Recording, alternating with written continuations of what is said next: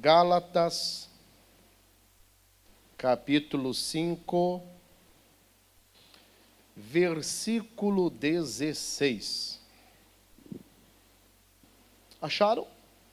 Fácil, né?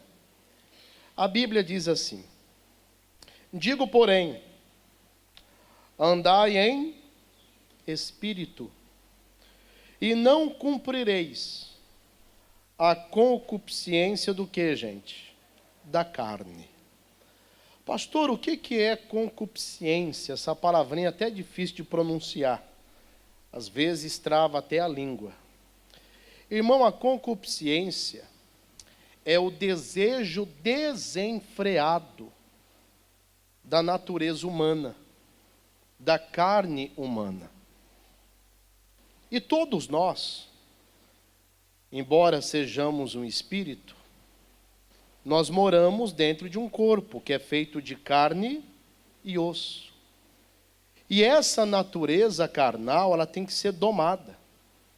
Ela tem que ser disciplinada. Você tem que mostrar para a sua natureza que quem manda nela é você. E não ela, a sua natureza carnal que o domina. O que acontece? Quando a Bíblia Sagrada diz que nós devemos andar em espírito, é somente através disso que nós teremos condições de fortalecer o nosso espírito, para que possamos fazer com que a vontade do Espírito domine sobre nós, e não a vontade da carne. Inclusive, na continuação do texto, você pode ler depois, a Bíblia diz que há um duelo entre a carne e o espírito. Um se opõe ao outro. A carne quer fazer a vontade dela prevalecer. Em contrapartida, o espírito quer fazer com que a vontade dele prevaleça. Só que nessa história, irmão, o grande responsável por quem será o vencedor ou perdedor, coloque entre aspas, tá? Desse combate, somos nós mesmos. Se nós alimentarmos o nosso espírito, ou seja, se nós estivermos inclinados para as coisas do espírito, aquilo que provém de Deus, nós dominaremos a nossa carne e ela não vai prevalecer sobre nós. Agora, se a pessoa não se importa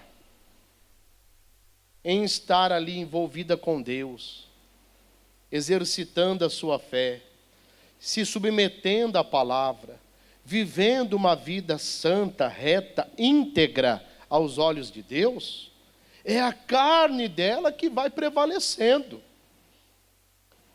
Aí daqui a pouco a pessoa está tão dominada pela sua natureza carnal, que isso vai afunilar ela mesma ao pecado. Ela vai sempre pender ao pecado. E olha, se tem uma coisa que todo cristão tem que fazer, irmão, é passar longe, mas longe desse negócio chamado pecado. E por quê, pastor? Ora, o pecado ele é destruidor.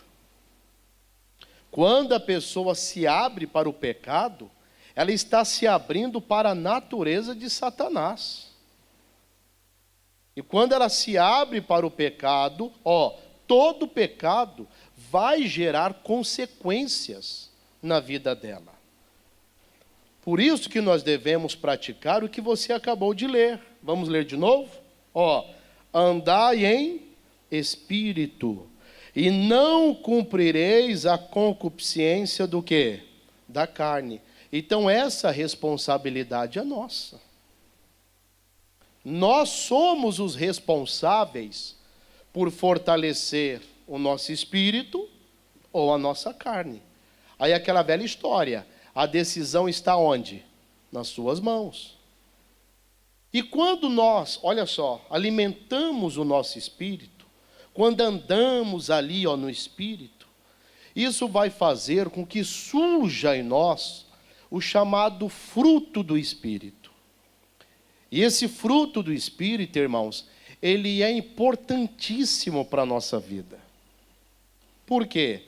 Porque esse fruto ele vai produzir qualidades essenciais para você viver uma vida cristã, uma vida reta, íntegra aos olhos do Senhor. Além disso, você terá capacitações que somente aquele que anda no Espírito consegue desenvolver. Aqui mesmo na carta aos Gálatas, no mesmo capítulo, mas no versículo 22, olha o que a Bíblia Sagrada diz aqui, ó. Versículo 22. Mas o fruto do Espírito é... Aí ele começa dizendo caridade, quer dizer amor, gozo, paz, longanimidade, benignidade, bondade, fé, mansidão e qual que é a última? Temperança. Eu quero falar um pouquinho sobre a temperança. Quando nós andamos em espírito, alimentamos o nosso espírito com a santa palavra de Deus e nos submetemos a ela, esse espírito vai produzir em nós essa condição. Qual condição? Essa, a temperança. O que é a temperança, pastor? É o domínio próprio. Se tem uma coisa que todo cristão tem que ter, é o domínio próprio. Ainda mais nesse mundo sobre o qual nós vivemos, que a todo momento, a todo instante, esse domínio próprio tem que ser, praticado. Esse domínio próprio tem que entrar em cena. Até porque a falta dele, a falta dessa temperança, a falta do domínio próprio, pode comprometer muitas coisas na sua vida. Pode comprometer, o seu matrimônio, pode comprometer a harmonia lá no seu lar. Tem gente que fala, pastor, eu queria tanto um lar harmonioso, mas às vezes a própria pessoa que quer esse lar harmonioso, ela mesma não é uma pessoa temperada. Pelo contrário, é uma pessoa desequilibrada. Já viu aquela história? Tem gente que gosta de fazer com que a fogueira seja acesa. Tem gente que gosta de tacar lenha na fogueira. E aí nós temos que entender que essa falta de domínio próprio, como eu já falei aqui alguns segundos atrás, pode comprometer. E pode fazer você perder grandes coisas, principalmente naquilo que compete às questões espirituais. Deixa eu mostrar uma coisa para vocês aqui, que está registrado lá em Deuteronômio, capítulo 32. Vamos lá? O livro de Deuteronômio, capítulo 32. Gente, Deuteronômio é o 5º livro da Bíblia, tá? Primeiro vem Gênesis, depois vem o Êxodo, Levítico, Números e Deuteronômio. Então aqui, esses 5 primeiros livros, nós conhecemos como Pentateuco. Se alguém algum dia perguntar, o que é o Pentateuco? Você fala, o Pentateuco são os 5 primeiros livros da Bíblia cristã. Aí você até cita quais são. Encontraram, gente? Deuteronômio, capítulo 32. Vamos ler a partir do 48, tá? Olha o que diz o texto. Depois falou o Senhor a Moisés, naquele mesmo dia, dizendo: sobe o monte de Abarim, o monte Nebo, que está na terra de Moabe, de fronte de Jericó, e vê a terra de Canaã, que darei aos filhos de Israel por possessão. E olha só o que vem a partir de agora, ó. E morre aonde? No monte, ao qual subirás, e recolhei-te ao teu povo, como Arão, teu irmão, morreu no monte de Or, e se recolheu ao seu povo. Porquanto prevaricaste contra mim no meio dos filhos de Israel, nas águas da contenção em Cádiz, no deserto de Zim, pois não santificastes no meio dos filhos de Israel. Olha só, o Senhor Deus chega para Moisés, ele fala: Moisés, o negócio é o seguinte, sobe no monte, e lá desse monte eu vou te mostrar a terra prometida, aquela terra que eu disse que seria do meu povo. Você vai subir, você vai ver toda a extensão da terra, mas Moisés, o negócio é o seguinte, ó, lá você vai morrer. Lá você vai morrer, lá você vai ser recolhido. Você não vai herdar a terra. Aí vem aquela pergunta, mas peraí, mas por quê? Até porque, gente, vamos lá, venhamos e convenhamos. A própria Bíblia chega a dizer que aquele que planta uma árvore, esse, que teve o trabalho de plantar, ele deve ser o primeiro a comer do fruto dela. É até uma, entre aspas, uma recompensa pelo esforço de ter plantado, regado, cuidado. Se tem alguém que teria o direito de ser o primeiro a pisar na terra prometida e desfrutar dela, esse alguém era Moisés. Até porque Moisés foi levantado por Deus para isso. Mas simplesmente Deus não permite que Moisés adentre a terra prometida. E o que aconteceu, pastor? Aconteceu com ele justamente o que estamos tratando hoje. Teve um momento na vida de Moisés que faltou para ele o autocontrole. Faltou para ele ali a temperança. E olha que estamos falando de Moisés, hein? Aquele que, segundo os entendidos, é considerado o maior profeta das Escrituras, irmãos. Aquele homem que, segundo a própria palavra de Deus, olha só, era um homem muito manso, o mais manso da terra naquela oportunidade. Mas o que aconteceu com Moisés que fez ele perder a paciência? Uma situação. E essa situação comprometeu a entrada dele na terra prometida. Lá no livro de Números narra o que aconteceu. Vamos lá? Números capítulo 20. A partir do versículo 7, tá? Números capítulo 20, a partir do versículo 7. Encontraram? Vamos lá.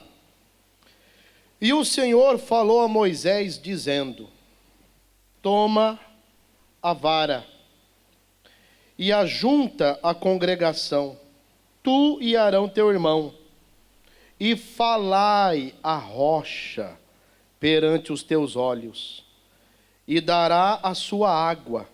Assim lhes tirarás água da rocha, e darás a beber à congregação e aos seus animais. Então Moisés tomou a vara de diante do Senhor, como lhe tinha o que, gente? Ordenado. Mas ao invés, gente, dele falar com a rocha, que era simplesmente para ele chegar e falar: rocha, dê água. Era para ele verbalizar. Mas olha só o que acontece aqui, Versículo 10. E Moisés e Arão reuniram a congregação diante da rocha, e Moisés disse-lhes, ouvi agora, rebeldes, porventura tiraremos água desta rocha para vós? Irmão, só de você ver a fala do Moisés em relação a eles, já dava para notar aqui que Moisés estava estafado. Na linguagem mais popular, no limite. Até porque realmente esse povo era um povo reclamão, era um povo murmurador. Esse povo que saiu do Egito, não é à toa que eles tiveram, que permanecer 40 anos, igual barata tonta lá no deserto, rodando, até o último murmurador morrer, para só depois eles entrarem na terra. Eles realmente reclamavam de tudo. E olha que eles viram, com os próprios olhos, eles foram testemunhas oculares do que Deus fazia. Eles mesmos viram o quê? Um mar se abrir, para que eles pudessem passar e chegar do outro lado. Esses mesmos aí comeram do maná, que era o pão que caía do céu. Chovia pão. Olha o cuidado de Deus. Deus trazia água para eles. Deus mandava até carne. Deus tirava codornas, não sei de onde, mas fazia as codornas chegarem até eles. E olha que eles estavam no deserto. E deserto é um lugar de extremos.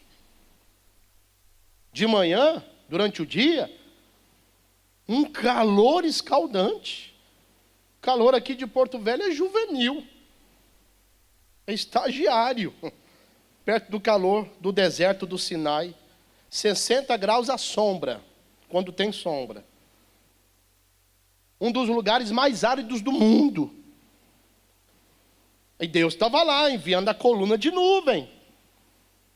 De noite, frio extremo, coluna de fogo. A Bíblia chega a dizer que as roupas e as sandálias não se desgastavam. Era o próprio Deus cuidando deles. Mesmo assim, eles eram o quê? Murmuradores, reclamões. Você tem que tomar cuidado, viu, irmão? Às vezes você é reclamão sem saber. Ai, meu carro quebrou. Eu vou ter que ir a pé para a igreja. Você tem que louvar a Deus por ter condição de andar, irmão. Te garanto que quem precisa de alguém para empurrar a cadeira de rodas, ou pegar no colo para dar um banho, porque não tem duas pernas, faria de tudo para ter as duas pernas que você tem. O que talvez você reclama da sua vida é sonho para muita gente. Sabe? Então nós temos que tomar cuidado, porque a murmuração é uma coisa muito séria. E esse povo reclamava realmente.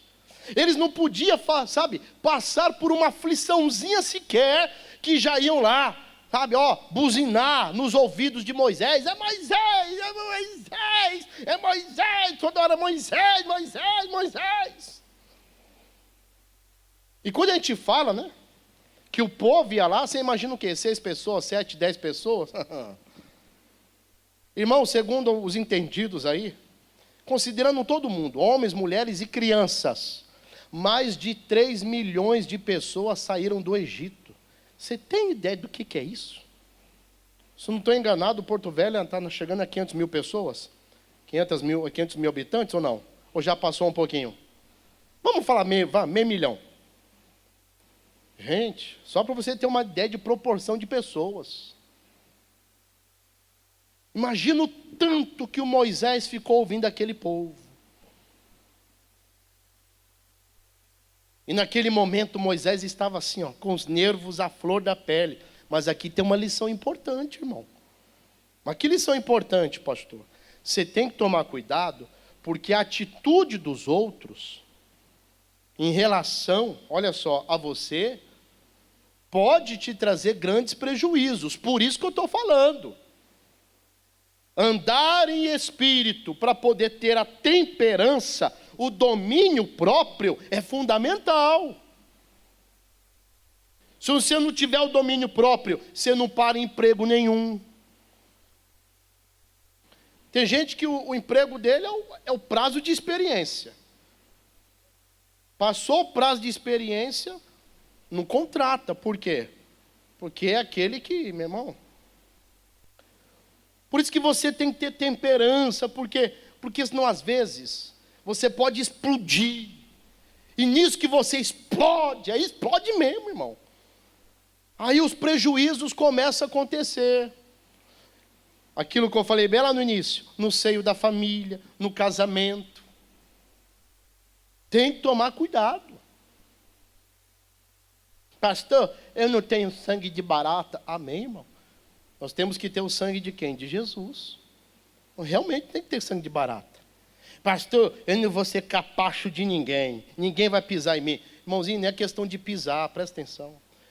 A pessoa que ela é temperada, que tem um domínio próprio, não quer dizer que ela não fala. Ela fala, mas ela fala na hora certa, no momento certo. É isso que você tem que entender. E esse povo lá, murmurando. Até que Moisés chega diante da rocha. E ao invés dele falar com a rocha, olha o que ele faz. Olha só, versículo 11. Então Moisés levantou a sua mão e feriu a rocha 2 vezes com a sua vara. E saíram o quê? Muitas águas. E bebeu o quê? A congregação e os seus animais. E o Senhor disse a Moisés e a Arão: porquanto me não crestes a mim, para me santificar diante dos filhos de Israel, por isso, não metereis esta congregação na terra, que lhes tinha o quê? Dado. Irmãos, por causa dessa atitude aqui, Moisés ficou impedido de adentrar a terra prometida. Eu fico imaginando a cena, sabe? Moisés pega ali a vara, sabe? E por 2 vezes, sabe? Rapaz, depois da segunda jorrou água. Só que quando a água jorrou, quem bebeu da água, gente? Os rebeldes, né? Mas quem foi o maior prejudicado? Moisés.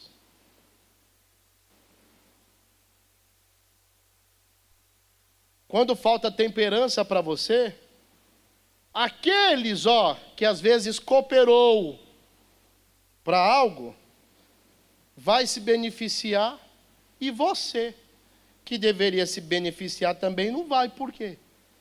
Porque simplesmente agiu de uma maneira que não deveria ter agido. Moisés, sabe, mesmo sendo um homem muito manso, um homem ali, que aguentou muita coisa, mas naquele momento faltou para ele justamente isso que estamos falando, a temperança, o domínio próprio. Irmão, você já deve ter visto por aí gente perdendo a vida no trânsito, porque arruma confusão. É ou não é?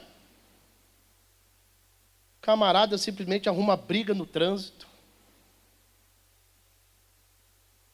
Daqui a pouco tem lá um que está, infelizmente armado. Aí você agiu num um desespero, um destemperamento, não teve o domínio próprio, e dentro daquela briga, pronto, daqui a pouco o cidadão vai lá e faz o que não devia fazer. Uma vez eu estava lá no trânsito de São Luís do Maranhão. Aí daqui a pouco o camarada buzina, segundo ele, eu fechei ele. E eu não percebi. E, meu irmão, eu dirijo desde quando eu era guri. modéstia à parte, eu dirijo bem. Deixa eu ver as vezes que eu colidi com o carro. Deixa eu ver, 1, 2, 3, 4, 6, 7, 8, 9, 11. Estou brincando, gente. Numa mão eu conto e sobram vários dedos, viu? Brincadeiras à parte. Aí o trânsito estava lento. Aí teve uma hora que o carro parou, ele parou do lado, né? Aí ele baixou o vidro do carro dele. E eu baixei o do meu. E ele começou a falar um bocado de abobrinha. Eu baixei o vidro e falei assim: amigão, me perdoe. Foi sem querer. Aí ele, tá bom. Acabou, irmão. Por isso que a Bíblia diz, a palavra branda desvia o quê? O furor. Já pensou se eu fosse entrar na pilha dele? Já pensou? Bater boca? Ah, meu irmãozinho. Isso dentro do casamento, gente. Se tem uma coisa que, guarda isso no seu coração. Nunca discute com o teu cônjuge quando você está nervoso. Sabe por quê? O nervoso, mexe com você. Desperta em você uma coisa chamada adrenalina. Você deve ter ouvido falar. Quando a sua adrenalina está no ápice, diminui a oxigenação do cérebro. Diminuindo a oxigenação do cérebro, você raciocina menos. Se você raciocina menos, você não mede consequências das suas palavras. Por isso que a melhor coisa é deixar baixar o quê? A poeira, deixar baixar a poeira. Por isso que depois de uma discussão, principalmente casal, marido e mulher, depois, aí a pessoa coloca a mão na consciência, a pessoa fala, poxa, eu não devia ter falado aquilo. Eu não devia ter feito aquilo. E realmente não devia. Mas por que fez? Porque muitas vezes foi tomado por um descontrole. Faltou o quê? O domínio próprio. Mas se tivesse ali o domínio próprio no ser, aquilo ali não tinha acontecido. E vou dar uma dica para você, viu, marido e mulher? Existem palavras que doem mais do que um tapa. Você tem que tomar cuidado. Esses dias atrás, aqui no curso Fé, nós falávamos a respeito do poder das palavras. Você tem que tomar cuidado. Que não saia da vossa boca nenhuma palavra torpe, a não ser aquela que for boa para promover o quê? A edificação. Lembram disso? É Efésios 4:29. É isso que nós temos que ver. Peraí. Eu vou abrir a minha boca no momento que eu estou nervoso ali? Não. Pelo contrário. O domínio próprio me traz esse equilíbrio que nós precisamos e necessitamos. Por isso que devemos, buscar mais a Deus. Porque buscando a Deus, você vai estar andando em espírito. E estando em espírito, Ele mesmo vai produzir esse fruto. E dentro desse fruto, está lá essa qualidade, que é o domínio próprio, a temperança. Amém, povo de Deus? Que o Senhor Jesus fale mais com vocês. Se coloque de pé e vamos orar.